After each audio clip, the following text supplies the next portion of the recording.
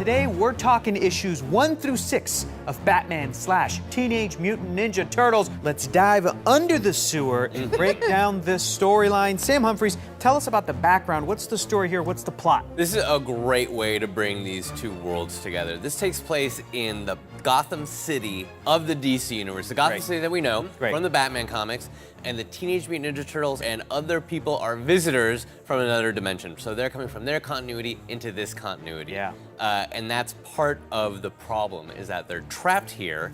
They're visitors. This is a world, they don't know Batman. The world is different than the one that they know, and the clock is ticking because the longer they stay there, the bigger the chance that they will revert back to turtles and a rat. Unmutated. Unmutated. Regular teenage turtles. Yeah. I love those stakes. I love those stakes. Yeah, now, a I'm a big fan of the animated movie that was inspired by the comic book that we're talking about right now, which is Batman versus Teenage Mutant Ninja Turtles. But this is a book that I think surprised everybody when it came out, right, Amy? It was so much fun to watch. I was working in the shop when this came out, and honestly, look, we were all on board when you said we are making a Batman Ninja Turtles comic. Cool. We were Instant like, fun. yes, clearly we are gonna check this out. Yeah. But nobody really knew what to expect from it. And this comic came out and kind of blew everyone's expectations out of the water because they were like, oh, this works. Yeah. This mixture is really working. They found some really clever choices, like using Killer Croc to sort of remind you that these worlds are not as different as you think they are. But writer James Tynion IV and artist Freddie Williams II found this somehow way of looking at the world that they both could stand in a room together, and you're just like, nah, I believe it. The book went to multiple printings. It has had sequels. They have done ones that are done one that was tailored to the animated versions of them. Like it's like an empire now, but it was just this really fun left field, like, y'all, I can't believe how good this book is. And normally, and I don't think this is crazy to say, normally intercompany crossovers with sort of intellectual properties, they're not always everybody's favorite comics. Sometimes they be gimmicky. They be the gimmicky. comics be gimmicky. Sometimes. I do remember, so you were there. We saw Batman in '89. Yes, Absolutely. yes. What And a then we time. saw Cineplex Odeon. and then we saw Turtles in '90. Yeah. And I remember thinking, I remember you said so. well, I said it to you. You said it'd be a brilliant idea to bring them together, and I said it will never happen. Never Back happen. in 1991. And here we are 59 years later. 59 years later, and because I was wrong, I have to eat the Blu-ray. Well, there you go. Just go ahead and put that in your mouth. I'll put it in my turtle soup. Put it in your turtle soup. Sam, you are absolutely a comic book veteran. Amy, you are as well. I think that at the table we can agree, Sam, that these two are the sort of comic geniuses. Oh, We absolutely. all love comics. We all love comics, but you mentioned those two movies, those huge movies in the late 80s, early 90s. This is the first time you read this comic book as well. This is and correct. Being a big fan of Batman from back in the day, being a big fan of the Turtles from back in the day, give us your overall thoughts on the 6 issues. So I will say that I am also very familiar with the Batman as a comic book character, in addition to a film character, but I am less familiar with the Turtles as comic book characters. I never really read a lot of Turtles comics when I was a kid. It was, for me, it was the movies and the TV show. But what I loved in reading this in all 6 issues was the camaraderie between the Turtles. They're all brothers, the way they talk to each other, how, the slang they use.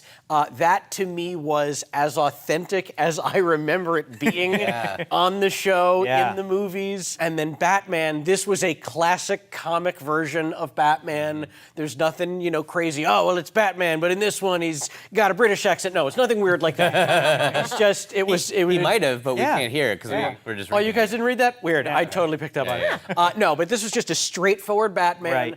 And so I loved the more straightforward vibes of the two, and I really got into it. Like, everything felt so authentic. Yes. Like, how the first time they sort of fight each other, when the Turtles are back under the sewer, they were like, that guy was crazy, man. The way he was hitting us. He wasn't trying to hurt us. There were no lethal blows. He was testing to see our skill. Because they're all ninjas. But the character moments Fighting are like so a detective. good. He's fighting like a detective. Leonardo was really distraught. Leo was like, we've never fought anybody like that. He was like, But then really Raphael's like, shaken up. stop being impressed by him. Yeah. It was a perfect Raphael move. Yeah, Because when, that was a thing I loved in playing up the characters, which is that, of course, of the Turtles, Raphael, who I like to give a hard time because he's a moody teenager, but like Raphael in a brooding contest with Batman is a thing you didn't know you needed to see until you actually read it, and you were like, yeah, that's exactly how that would go. But I want to talk about now some of the dynamics between the characters, because I think for me the key for what makes this whole crossover work, I love me some Turtles, I love me some Batman, but I think that the Turtles, there's no better crossover character in the DC universe. Like the Turtles with Shazam would be great, but there'd be something missing. The Turtles with Aquaman would be great, but there'd be something. The fact that it's Ninja Turtles and Batman, I want to talk about that dynamic. What worked for you really well? What works for it is that, and I know you're going to laugh at this, Batman's a scientist. All right, okay. So Go on. I'll allow it. Go on. So, because he approaches everything from a detective standpoint and a scientific standpoint, he's acknowledging, like, no, this is weird. I need to find out about these mutations. I need to know about this interdimensional doorway. And he approaches it from a very scientific, very realistic standpoint. This metal doesn't exist in our universe, and it's like reverting, you're like Raphael Sai. I loved that take. I loved that he was a straight shooter with them. Every time he talks to the Turtles, he's like, no, it's really bad from a scientific standpoint. I've done the homework, and I want to help you guys. But wouldn't it be great, though, to see the Turtles now that you mentioned that, mix it up with, like, Wonder Woman, who she comes from a mythological world, that she would just accept them, but, like, on a totally different term? You gotta be my friend the Minotaur. We gotta go fight the Minotaur. That makes sense. That's fine. That'd be hilarious. I really love the connection that Batman and Splinter had. I love this dynamic. That Splinter... Fathers. They're both fathers. They're both dedicated martial artists who respect the art and respect what it has done for their lives. But I love that Splinter could outsmart Batman and figure out who Batman was. That was a big... And instead of trying to kick his Batman respects him. I love that, too. Bond, and there's that moment at the end where he does like this to him, like a sensei. He respects him as a sensei. You guys, Splinter is my favorite character from the Turtles universe. Oh, okay. So, hands down, like, we all have our favorite Turtles. Everybody on Earth does, but when I really think about it, Splinter is my favorite character of that whole universe. And so I think that's I don't the want way to in give which spoilers. you and Batman are like. Exactly, I think all I was going to say was they definitely did Splinter right. On top of the Turtles, like, the way that they handled all that was great, Well, and they let, even though they were having fun mashing the toys together, they let Splinter have a moment with Shredder that's true to their character history, so that they're like, it's a Batman story. Everybody's got history with their bad guys. Hamato and it has to mean Yoshi. something. It's great. My favorite character from the Turtles universe, I'm not going to mention because that character showing up is one of the fun things that happens later on in this book. That's a great part. That's a great part. And you all know who I'm talking about. I sure do. Because I'm very predictable. Raphael. So was Baby. Okay, all right. I loved how what the book goes into is again all the similarities between the characters. They're both these urban city-dwelling ninja street level ninja characters. They both of them have had sort of tragedy and circumstances that the Turtles are wearing it on their sleeves because they're Turtles, because they are who they are. So they have to walk around in a world where they're not animal enough to be animals, they're not human enough to fit in and be humans, so they're this really interesting, them and Splinter, of just like, well, this is who we are, this is what we do, we fight evil, we're bad guys, we love each other, we're all we have, we are mutants in the world, and we won't ever truly be accepted, whereas Bruce Wayne Batman to the Turtles comes across as this psychopath until Batman has to reveal to Raphael, this is why I do what I do. I lost my family, and I vowed to never let that happen again. And the whole thing is about family. Yes. The whole, I mean, Batman has such a Bat family. It was fantastic. You were talking about how authentic the Turtles were in this, talking about brothers, Splinter is their father. Yeah. That's their family. Yes. Batman, of course, has the Bat family. The Bat family. Goes to the core of what both of these franchises are about. Okay, guys, let's talk about some of the villains. Yes. We're going to talk about Shredder teaming up with Ra's al Ghul. Right. And I like how at one point the Turtles are like, Racial Ghoul. Who's this Racial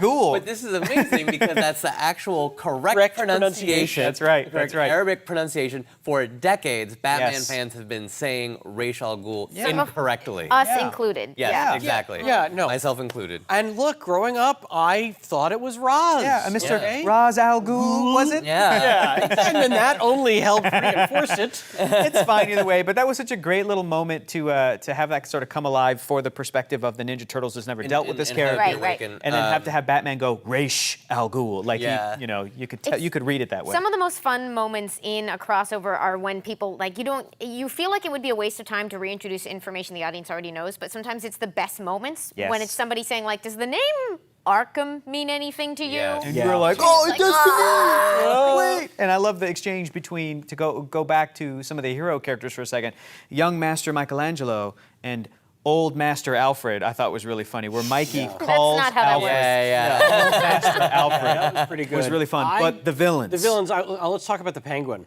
Yes. Oh, yeah. This is one of the first villains we see sort of interacting with Shredder. Yep. I'm sitting there reading, I'm going, I don't think this is going to work out for you, Penguin. Right? I feel like you're kind of the diabolical type. Shredder is a vicious murderer. Yes.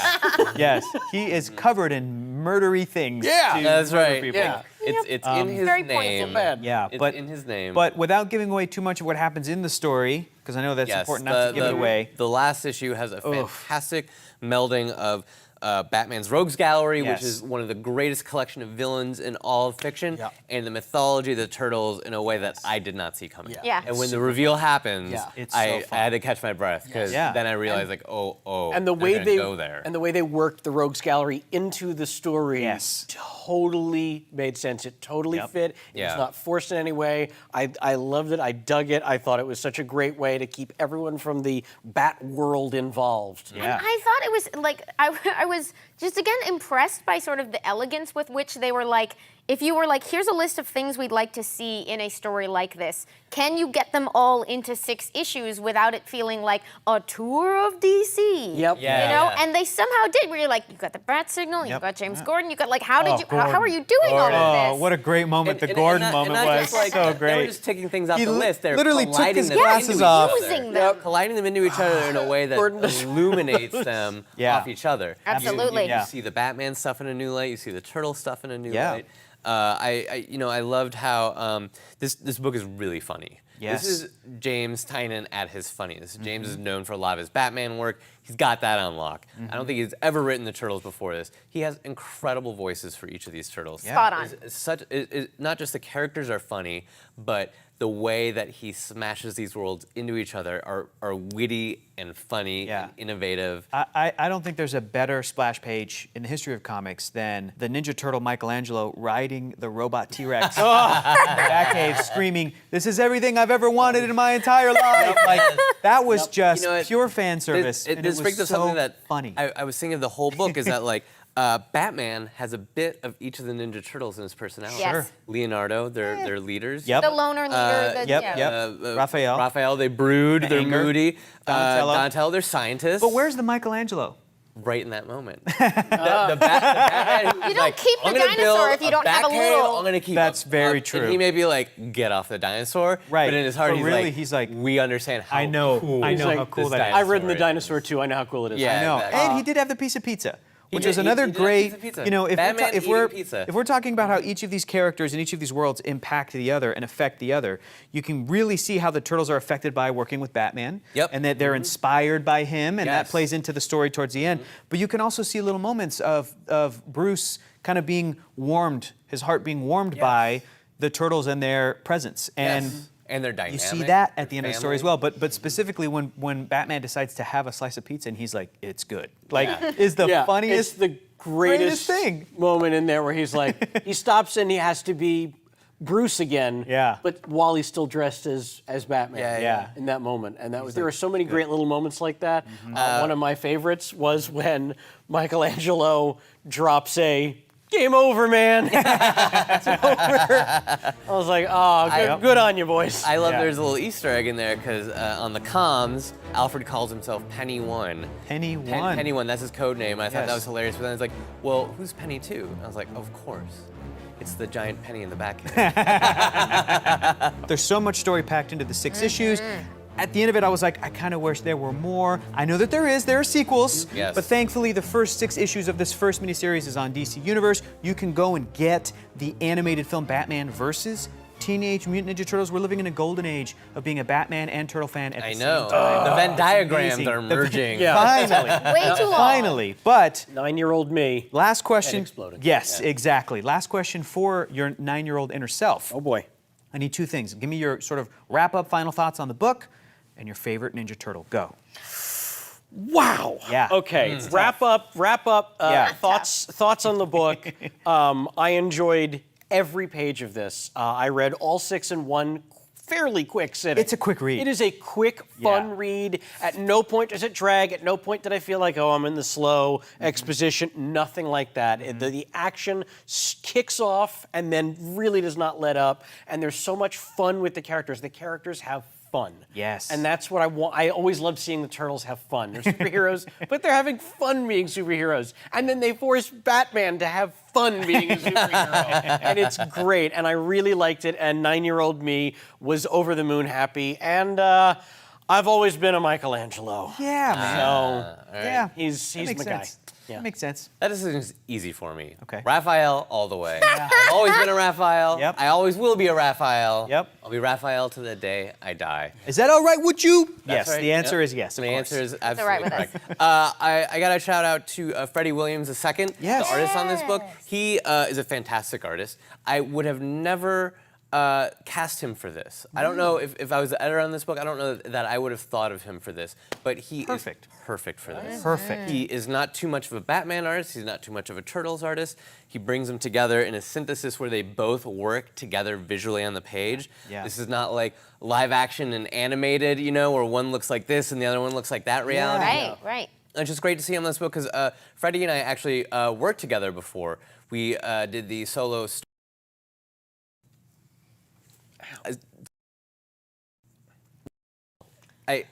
Sam, stop that. Ow. That's weird. How are you doing that with your... doing? Stop. That's No, so stop. loud. That- gotta- please stop. wow, ugh. Please stop doing that. Whatever you're trying. Just Okay, stop. Raphael. Yeah, but overall, book is great. Yeah, great, Yeah. fantastic. Okay, a lot of fun. That's what fix your voice. Please stop doing that. Amy, what were your overall thoughts? And give us your favorite turtle. I was, again, just so, delighted by this book that we got. Because, I mean, I was also that same 9-year-old. I love these things very much. It was fun to watch them play together. And I am maybe biased in favor of this book because I felt like it really showed off my favorite turtle, clearly the best turtle, Donatello. It makes sense. Yep. It makes sense. You guys, you know what I love about our friendship?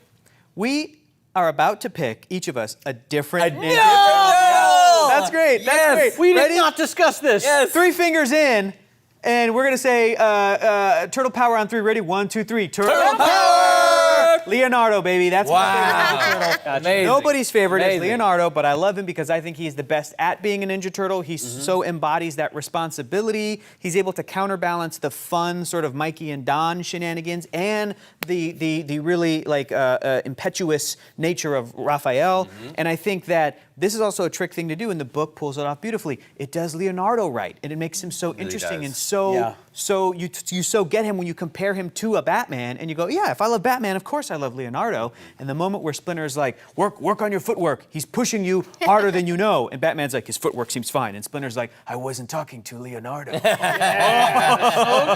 Got you, dude. So good. That's gonna do it for us for today's comic book club. Stay radical, dudes and dudettes. Cowabunga! Chevy Nova? We all picked. Different. Perestroika? Yeah. We did not discuss that. That's amazing. Not at all, yeah. Yeah.